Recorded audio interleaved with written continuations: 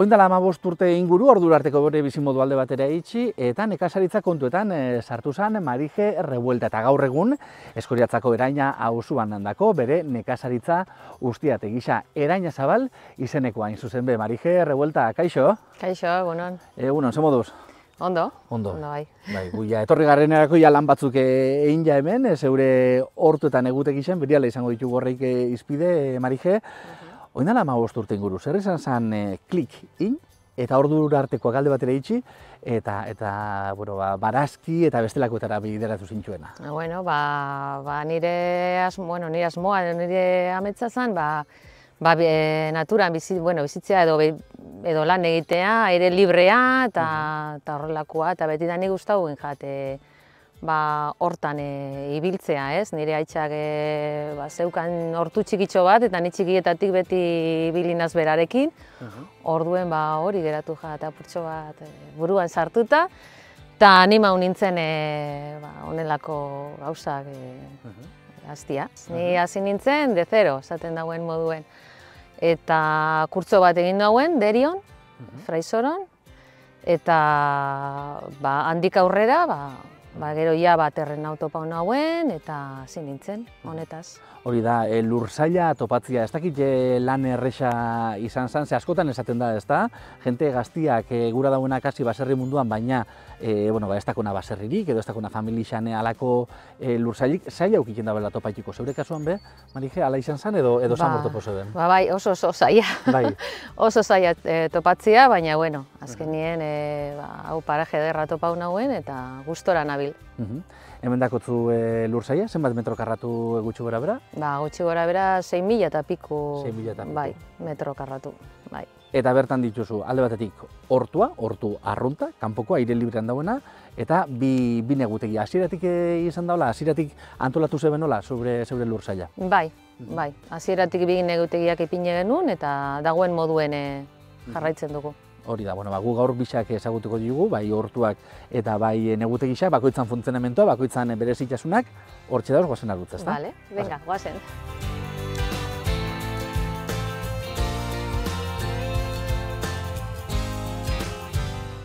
Hemen ingurura begiratuta, hainbat barazki mote ezberdin ikusiko ditugu. Esan dako moduan, batzuk barruan, beste batzuk kanpoan. Zeren arabera erabakitzen duzu hori, Marije? Zeren arabera urtero berdin banatzen dituzu edo?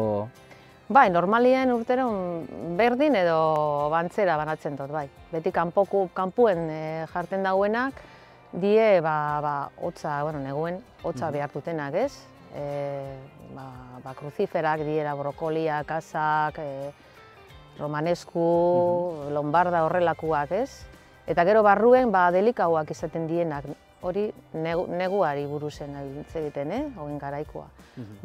Egoal zarbak, eta gero asatxinatarrak, paktxoiak, tatxoi, horrelako, edo letxuga bebai, bastante neguen ez diemuten kanpuen oso ondo, negutegien jartzen ditut. Esan da, Zangabitz, ez da? Horten gurtia berezisa da bilele esaten eguraldi aldetik, igarri dozu zuek hori, hortuan zikluan bertan? Bai, bastante, oso zikua izan da urtia, eta atzeratu indie, neguko gauzak atzeratu indie. Neguko gauzak atzeratu, eta udako gauzak baita, lusatu, ez da? Oindala gutxi adibidez, argitara duzu behin zeuen Instagramian, patatak jasotzen zebitzela, urrian, ez da hori ohikoena dan edo ez? Ez da normala, ez. Eta, jaso dugu, urte batzuk baino gutxitxu hau, oso sekua izan dela hori udaberria, eta uda bebai, eta gainera gutxi.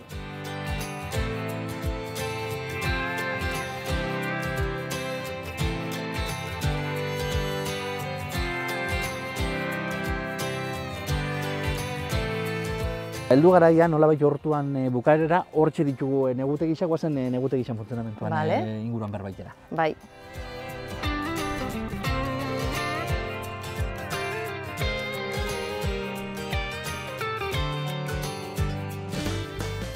Marije, negutegi batek, hasteko eta behin, leku itxixa zela dan, babesa emungo xau, ez da? Babesa bai klima aldetik landariri uriri, eta baita, bestelako animalixen partetik baita, ez da? Esan dozta, zuen orkatzak eta izaten dituzuela, ala? Bai, horreinak ibiltzen die, bai. Ibiltzen dira, Bai, sartzen die, jaten dute letxugak eta zarbak, bere gustokoenak, eta jazta, eta fan itzen die. Hori baina hortuan, ona barrura ez dira sartuko, ezta? Ez, normalien ez. Itxita, oin neguan itxita edukitzen dugu ateak, eta...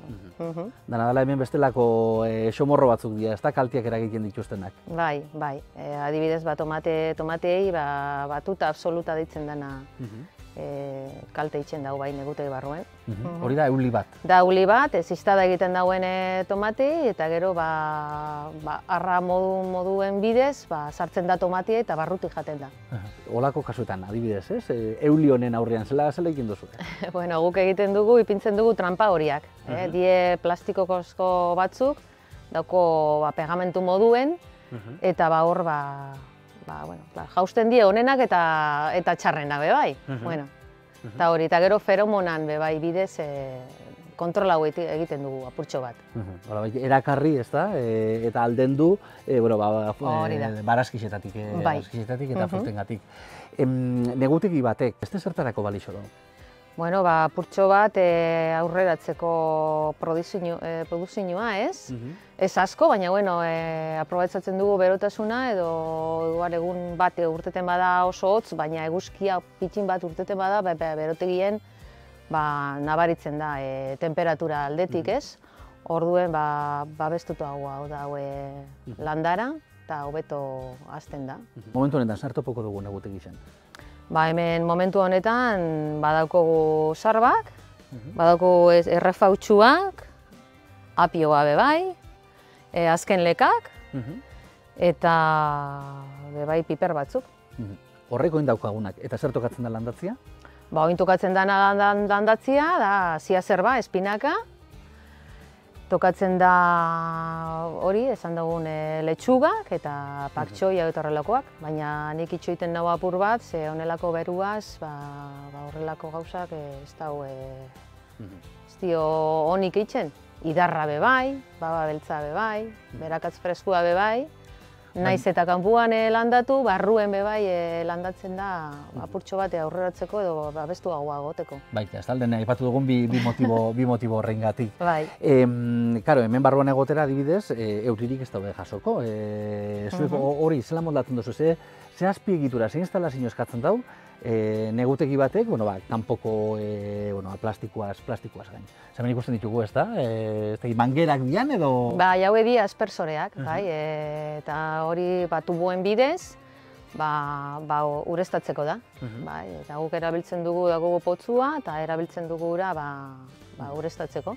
Eta izan leike bi mota, goitik ureztatu, aspersoreen bidez, edo betik jarten tubuak lehen esan dugun kanpuen bebai, tubua jarri landaren onduen, eta ureztatzeko bai. Eta zertarako bat eta zertarako bestia?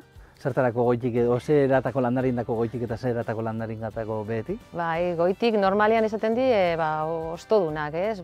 Zarbak, letxugak hori edo piperrak hori bai gustora da ze ura goitik, ez? Jasotzen badute egunero edo beti, ez? Baina beste gauza batzuk ez die komeni ostoak bustitzea, eta betik jarten dugu, adibidez tomate landara oso delikoa da, eta igual, behin edo bitan edo goitik botatzen bozu ura, ez dago ezer espazetan, baina sarritan ez dela komeni, ze gero urteten da gorrina. Hori da, eta hain zuzen be, lehen etorri garenean ona, gaur gaba oso hotzain jau, euskixako ondo joten dau, ura goizan dabil kondentsatzen, eta esan duzu hori adibidez ez dala ona, ez da? Ez dala ona, ze gero hori urtantakak, ostoen barazkietan jauzi egiten dira, eta hori da, somorroen edo ondioen arazo bat. Eta hori zela kontrolatzen duzu, edo hori bezina kontrolau, Marije? Hori kontrolau gutxi kontrolatzen da, bai. Zabaldu apurtxo bat negutegixak, aireatzeko. Bai, pentsatzen dut horrekin jokatu halko duzuela, ez da? Atiak, egitura bera, zabaldu, ireki, korrientia, horrek lagunduko dauela, ez da? Claro, hori da, bai. Egun beruak iten badau, beti zabaldu biozu, gero hotza gabien itxi eta haizea asko egiten badau, naiz eta beroa egon, itxi biozu, porque bestela Bai, barruan triskantza, ez da? hori da.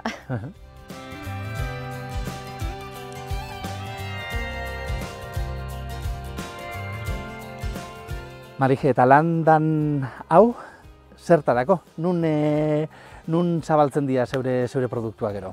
Bai, ni daukot kontsumo talde bat, Aritxabaletan, eta horretara doia genero hau guztia, bai. Zenbat jente dago momentu honetan, Gutxi Aritxabaletako? gora bera 18 familia daukot, asteartero banatzen dute Aritxabaletako Eliza Parien, asteartero 7etan banatzen dut. Oin, momentu honetan, inkien dozun, saski horrek ze elementu izango ditu? Oin adibidez, fanzan astiardien, sartu nahuena izan zen porrua, azalorea, romanesku, tomatia bebai, azken tomatia, letxugak, eta ez dut gogoratzen zer gehiago tipula edo, bai.